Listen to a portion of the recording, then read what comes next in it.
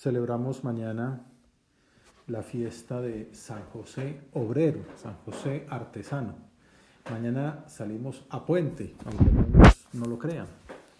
Y bueno, pues es un momento muy bonito para pensar en él, por eso la convocatoria de esta meditación la hicimos con esa imagen del retablo de Torre Ciudad tan bonita, del taller de José, una imagen muy representada en la iconografía tradicional católica, donde vemos a José trabajando al lado de Jesús y de Santa María. Sabemos que es una fiesta de origen humano, de origen socialista, una reivindicación laboral que quería celebrar la lucha del proletariado.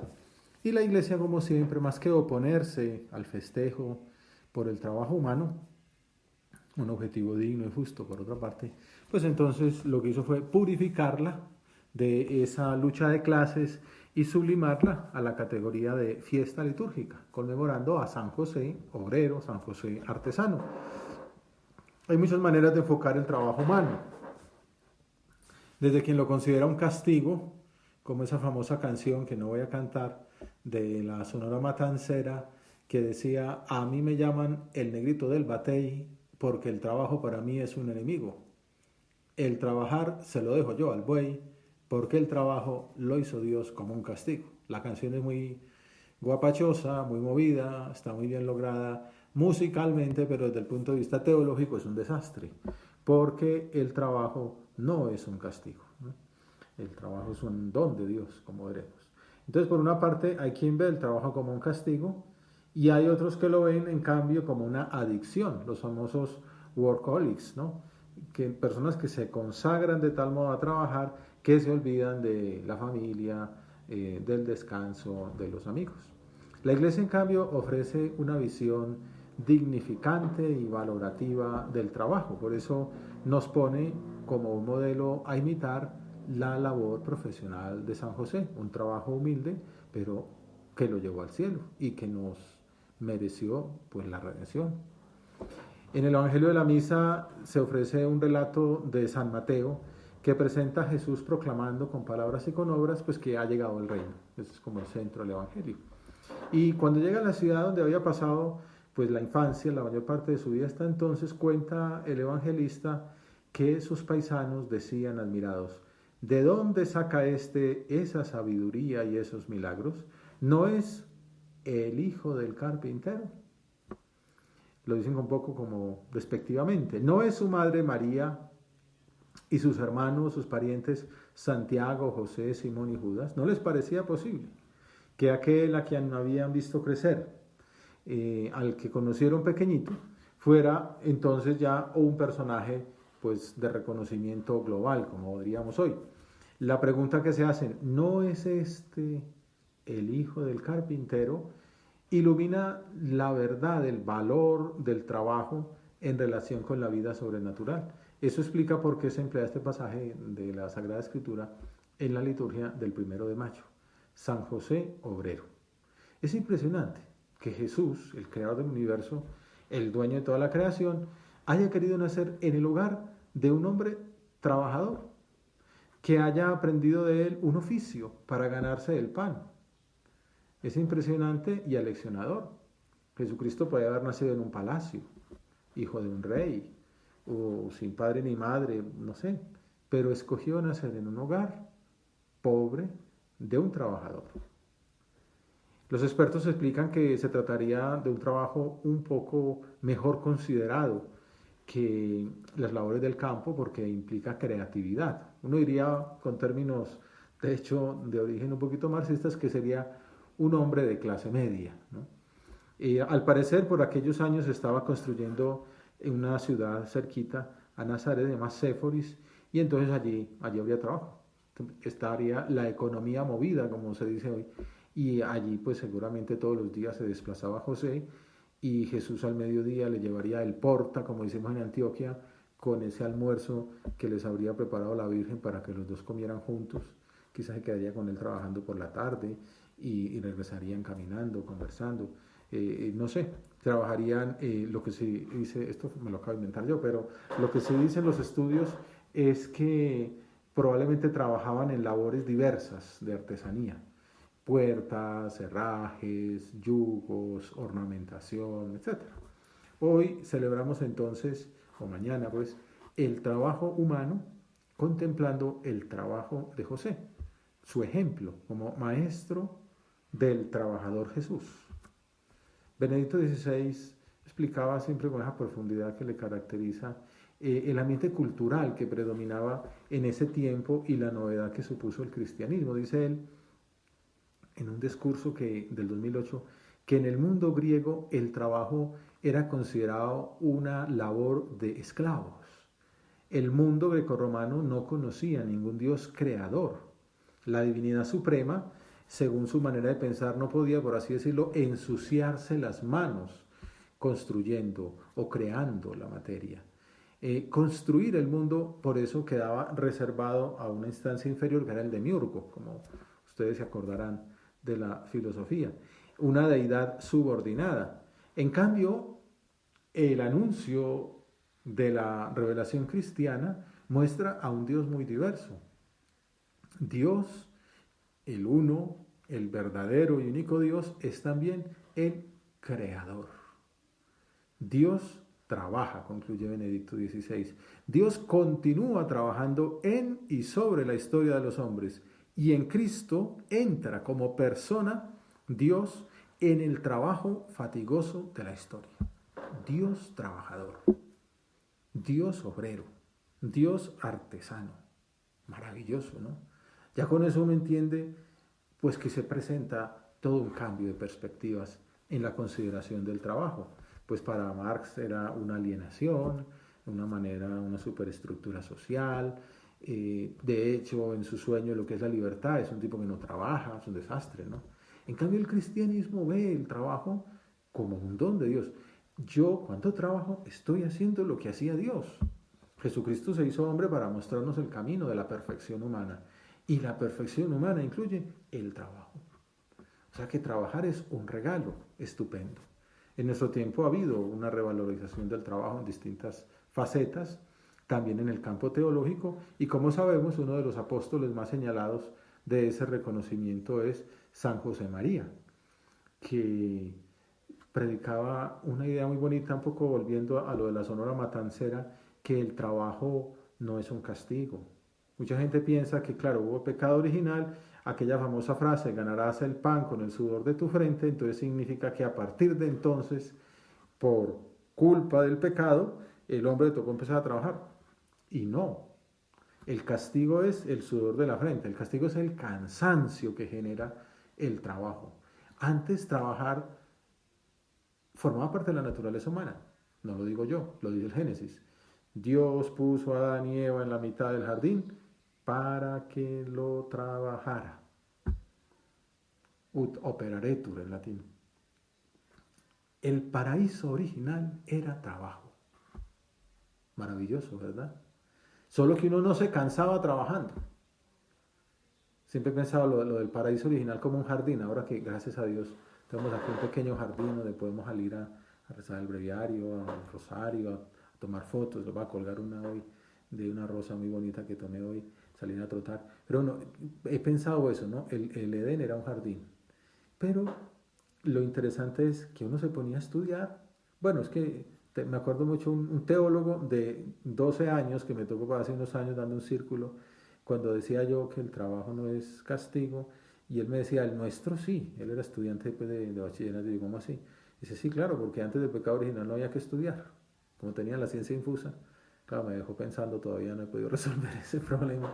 Pero bueno, porque el hombre conocía, ¿no? Pero es decir, uno se ponía a estudiar, a ahondar, a inventar cosas nuevas, y no se cansaba. No sé, parte del pecado original sí que lo nota uno, que uno se está estudiando 5 horas y ya los ojos empiezan a llorar, además necesita gafas, ¿no?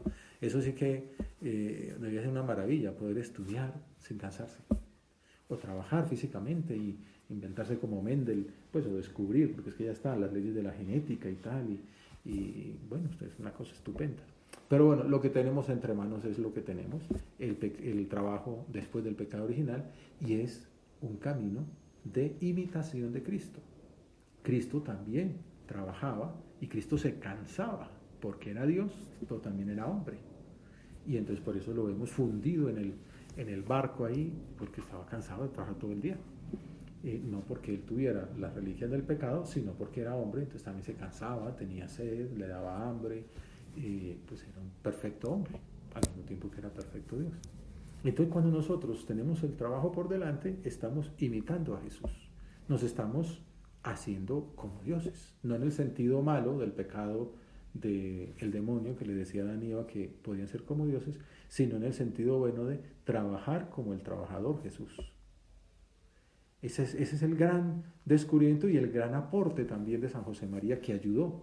No sé tú cuándo fue la primera vez que oíste esta buena nueva de que el trabajo no era, pues sí, un destino fatal o una obligación que hay para poder tener el chequecito mensual, sino un regalo de Dios.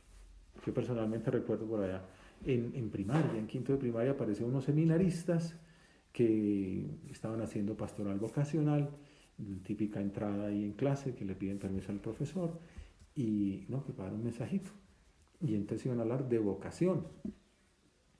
Entonces pues yo me imagino, claro, van a hablar para que nos vayamos para el seminario y pues yo en esa época no lo tenía dentro de mis horizontes y sin embargo me acuerdo y he asociado eso, perdón que cuente una historia personal, pero que lo que nos dijeron fue, no venimos a hablar de irse para el seminario, venimos a hablar de vocación.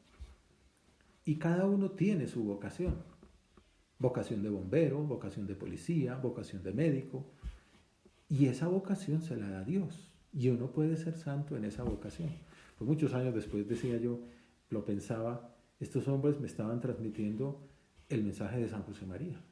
Sin saber ellos quizá me estaban transmitiendo el mensaje del Opus Dei. Quizá ese fue mi primer contacto con el Opus Dei, el mensaje de unos seminaristas que quizá no habían hablado de San José María. Pero bueno, a todos nos ha pasado, cada uno puede contar su historia.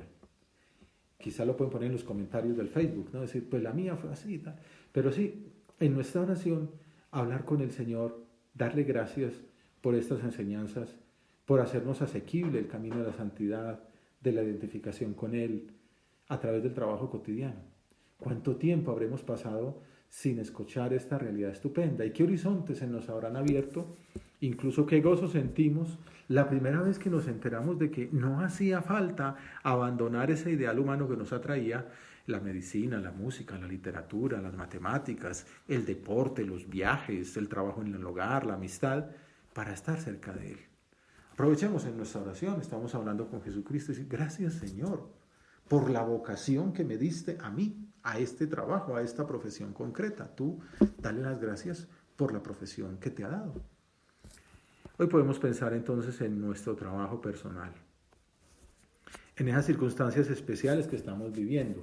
Claro, en estos días ya vamos logrando como una normalidad dentro de la cuarentena, pero desde luego todo lo que en concreto a mí me pasa, lo que predico, pues tengo que aterrizarlo a las circunstancias de hoy, al confinamiento, al aislamiento voluntario.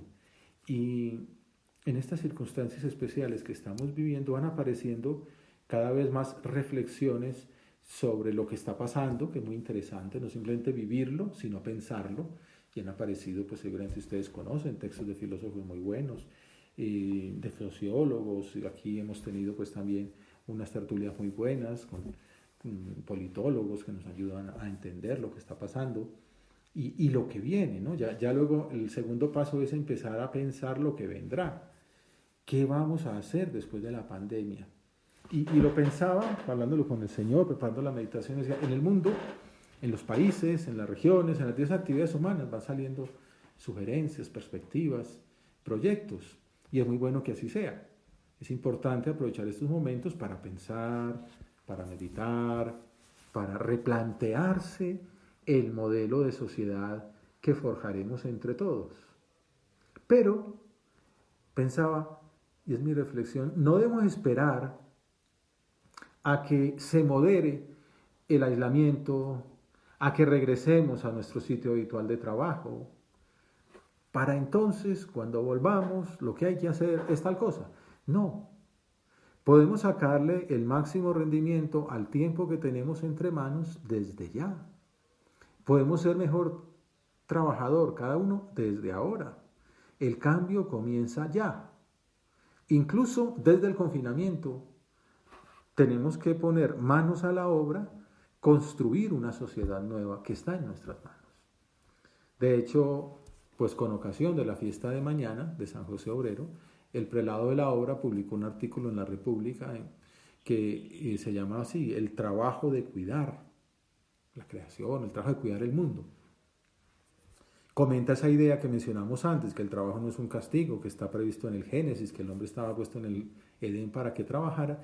Y dice, al trabajar, establecemos una relación con Dios y con los demás. Y cada uno puede desarrollarse mejor como persona.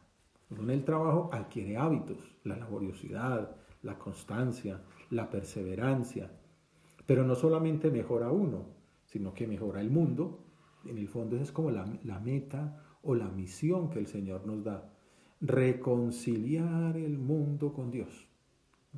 Claro, en el paraíso original el mundo era comunión, el mundo con Dios y con el hombre. El mundo era una manifestación del amor de Dios.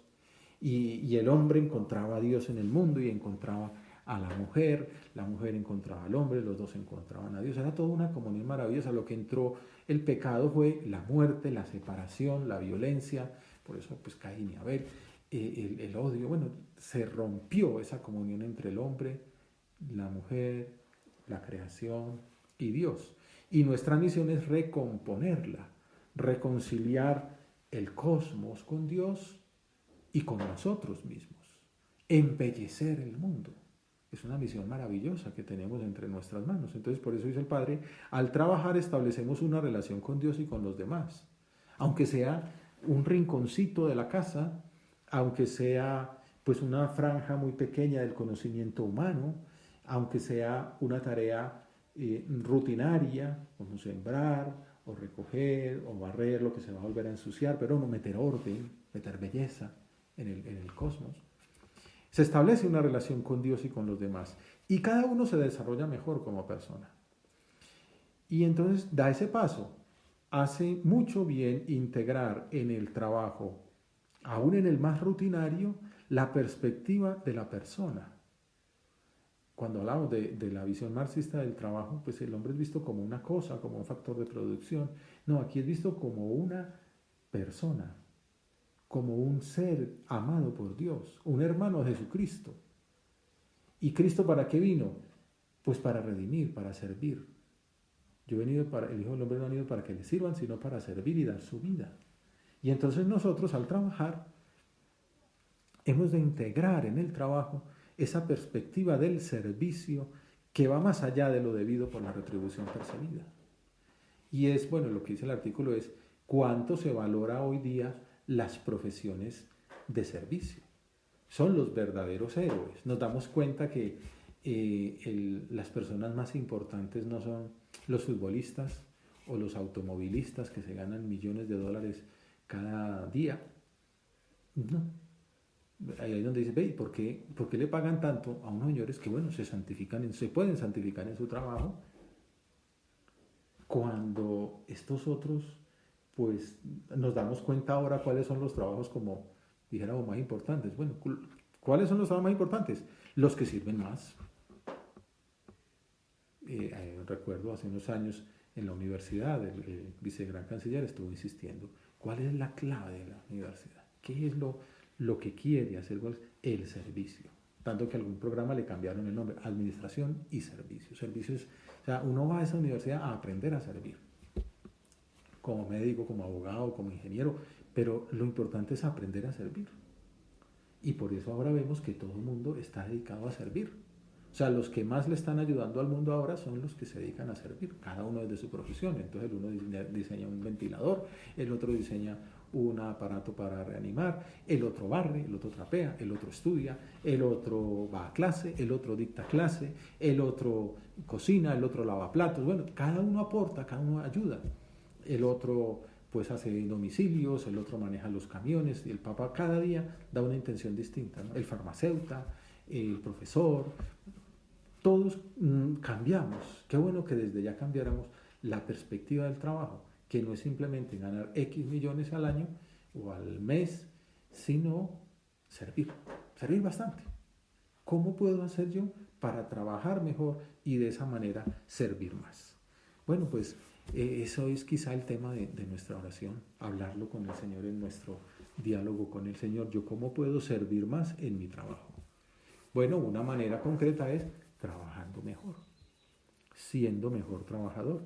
Y como decía, ya entramos en la rutina de la vida diaria y del confinamiento, ya superamos de alguna manera pues el miedo al encierro, pues ya es que ya llevamos más de un mes y si no nos hemos acostumbrado, pues es bueno aprender a acostumbrarse y decir, pero bueno, ¿cómo trabajo mejor lo que estoy haciendo? ¿Cómo cumplo mejor el horario? Estos días hablaba con un niño y me gustó mucho, le pregunté, ¿cómo te ha ido? Y me dice, no, pues muy bien, en el encierro. Y yo, ¿y por qué dices que te fue muy bien? Y dice, pues porque no me ha aburrido. Y tiene razón, ¿no? La gran meta con el niño era que no se aburriera y él ha cumplido. Y bueno, dices, no, está bien, no me ha aburrido. Es la ventaja de una familia numerosa. Estos son varios hermanos, pues juega con el hermano, juega con la hermana, con el papá, con la mamá, con sus aparatos, con sus muñequitos. No me ha aburrido. Esa fue su aportación. No, además tenía clases, obviamente. Pues nosotros, aparte de no aburrirnos, que es una buena aportación, ¿no? Sonreír, sembrar serenidad, sembradores de paz y de alegría, hemos dicho desde el comienzo, crecer para adentro, echar raíces. Y entonces uno puede decir, bueno, ¿qué tanto he crecido yo en este tiempo? Y decir, bueno, puedo crecer más, podría levantarme más temprano, podría quizá jugar menos en las pantallas o chismosear menos de redes sociales e ir al fondo, trabajar más. Pues hacemos examen, ¿no? ¿Cómo he realizado mi trabajo? Con ilusión, con esfuerzo, con empeño, con puntualidad, o con pereza, con distracciones, con retrasos, con mediocridad. En este rato de oración delante del Señor, comprometámonos con Él a construir una nueva sociedad desde hoy, desde esta tarde, desde este puente que no nos damos cuenta que es puente, pero bueno, lo aprovechamos, servimos más, una llamada telefónica a una persona necesitada, un saludo al abuelo, al padre, a la madre que están lejos, a aquel amigo que está en otro país, retuitear cosas buenas, proponer temas interesantes, ahondar en lo que estamos haciendo, pues mirar nuestro horario, cómo podemos hacerlo más exigente, a comenzar y terminar a tiempo, a luchar para rechazar las tentaciones, para no abrir las ventanas de las necesarias al navegar en el computador, retrasar las revisiones de todas las notificaciones que nos pueden distraer. Cada uno sabrá qué le pide el Señor para santificar el trabajo y procurará formular propósitos para avanzar en ese camino. Quizá comenzar por trabajar más, trabajar mejor. Dice San José María en Forja, si queremos de veras santificar el trabajo, hay que cumplir ineludiblemente la primera condición, trabajar. Entonces, ahí donde viene otra vez, ustedes alguna vez se acordarán, hablamos mucho del Excel, un horario en el Excel, o en el calendario de Google, pero horario, 8 horas, dice más o menos la vida diaria, 4 horas de trabajo por la mañana, 4 horas de trabajo por la tarde, porque también hay que hacer vida en familia, hay que comer con la gente, hay que sonreír, hay que hacer llamadas, pero mínimo 8 horas de trabajo. Trabajar bien, con seriedad humana y sobrenatural. Y bueno, pues hay muchas maneras de hablar de esa seriedad humana. Me acordaba, quería poner el ejemplo de un escritor, no voy a decir quién para no, pero es muy interesante, un premio Nobel de literatura, todavía está vivo. Entonces hace poco leía una entrevista que le decían, la disciplina de este hombre es legendaria, es semejante a la de un atleta. Quienes lo conocen coinciden en su rigor y perfeccionismo. Tiene una disposición nula al alcohol y a las noches de desvelo. Otro propósito para alguno puede ser. En ese sentido es un discípulo directo de Flaubert, el novelista francés que no creía en la inspiración, sino en el trabajo arduo. Este hombre es un escritor profesional, que se ciñe a horarios de oficina. Dice, no, como soy escritor, yo soy artista, cuando me venga la inspiración. También oímos lo de Picasso, ¿no? Que la inspiración me coja trabajando, pero trabajando. Escribe desde las 10 de la mañana, pues trabaja en Europa, un poquito tarde, pero bueno, encerrado en su estudio y sin ninguna distracción. No atiende llamadas ni responde correos. Ese es el gran consejo que dan los que quieren trabajar mejor. Y puede un propósito, una mortificación, decir, no atiendo llamadas ni recibo correos, por decir algo, pues qué sé yo, de 10 a 1. Entonces, pues quizá uno primera hora mira, porque escribió el jefe o por lo que sea, y apago, me pongo offline, me meto en el libro, me meto en lo que tengo que hacer, y a las 12 o 1, pues miro, me han escrito 5 correos o 7 u 11, pero no me han distraído. He sacado unas horas profundas y ya ahora sí, pues despachamos lo que haga falta. A la 1 de la tarde hace una pausa para almorzar, ver el noticiero. Después del descanso regresa a su escritorio a pasar a limpio las páginas que escribió en la mañana. Una leyenda dice que sus huellas dactilares se borraron tras tantos años de teclear. En las noches, cuando no tiene compromisos, se dedica a leer o ver películas y series. Parece fácil, pero estos son horas y horas. En estos días veíamos un video de esta mujer tan buena, que ahora me va el nombre, gringa ella. Bueno, se me fue. Y entonces también trabajaba 8 horas, una mujer muy, muy buena y muy santa, ¿no? Pero bueno, cuando uno es viejo se le olvidan esos nombres. Y entonces, pues trabajar a fondo, una manera concreta de trabajar a fondo.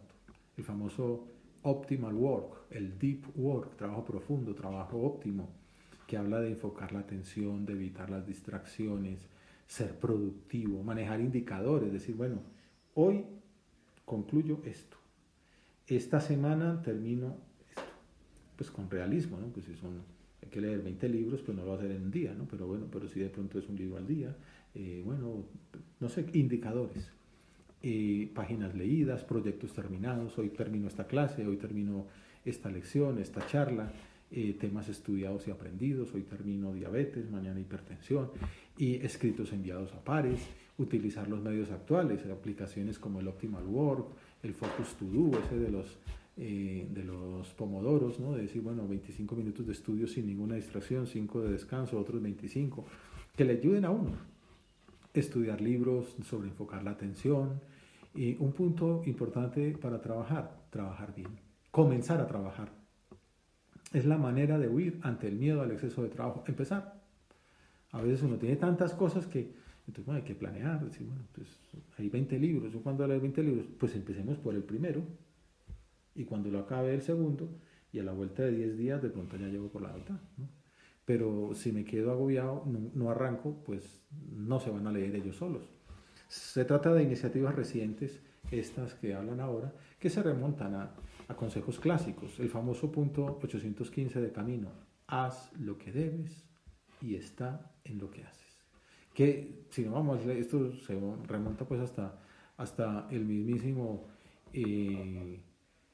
Plauto, así se llama un amigo mío, que decía, halle si cuidalles. Si haces algo, hazlo. Hazlo efectivamente, ¿no? Que lo que hagas sea lo que debes, es decir, la voluntad de Dios. Y por tanto, al hacerlo, pon el corazón y el alma. Haz lo que debes y está en lo que haces. Tengo que leer un libro, pero tengo que predicar la meditación. Pues a las 4:10 hay meditación. Que es que el rector montó una competencia, hoy está allá con 1000 alumnos, entonces ¿quién hay? No, la meditación es a las 4:10, aquí estamos. Ya después la veré grabada, vas a ver, pero allí codallis, ¿no? Haz lo que debes y está en lo que haces. Yo no puedo decir, espérenme 5 minuticos, salgo y veo que está haciendo el rector. No, aquí estamos. ¿No? Ya, de hecho, ya estamos acabando y ya ahorita lo veremos. Haz lo que haces. Haz lo que tengas que hacer. Y no dejes que otras cosas, esto también lo hace mucho Bergoglio, también habla del Aye Codallis, aunque el biógrafo se lo atribuye a San Ignacio de Loyola, pero no, pues va a Plauto, que una manera de traducirlo es haz lo que tengas que hacer y no dejes que otras cosas, aunque sean buenas, te distraigan, porque así es como el demonio se asegura de que te equivoques. Concluyamos, porque ya se nos acabó el tiempo, con otras palabras del Papa Benedicto, el Papa alemán, sobre el trabajo, tomadas de una predicación en la fiesta de San José, que era su santo, en la que hablaba de las condiciones para que el trabajo dignifique al ser humano. Decía el Papa alemán, hace falta una espiritualidad que ayude a los creyentes a santificarse a través del propio trabajo. Es lo que hemos tratado de transmitir en esta meditación, imitando a San José, que cada día tuvo que proveer a las necesidades de la Sagrada Familia con sus manos, y a quien por ello la Iglesia señala como patrono de los trabajadores. Su testimonio muestra que el hombre es sujeto y protagonista del trabajo. Algunos de ustedes habrá pensado, ¿y la Virgen no la va a citar? Ustedes saben que siempre terminamos la meditación con la Virgen, y cuando hablamos del trabajo, y ustedes pueden mirar esa imagen con la que invitábamos a esta meditación, salía el taller de José con Jesús y con María. Siempre los artistas ponen a María también trabajando, porque el suyo era un trabajo redentor. Pues el Papa decía que junto con María, su esposa, vele San José sobre todos los trabajadores y obtenga para las familias y para toda la humanidad serenidad y paz. Le pedimos a San José por la serenidad y la paz en todas las familias en estos momentos tan especiales.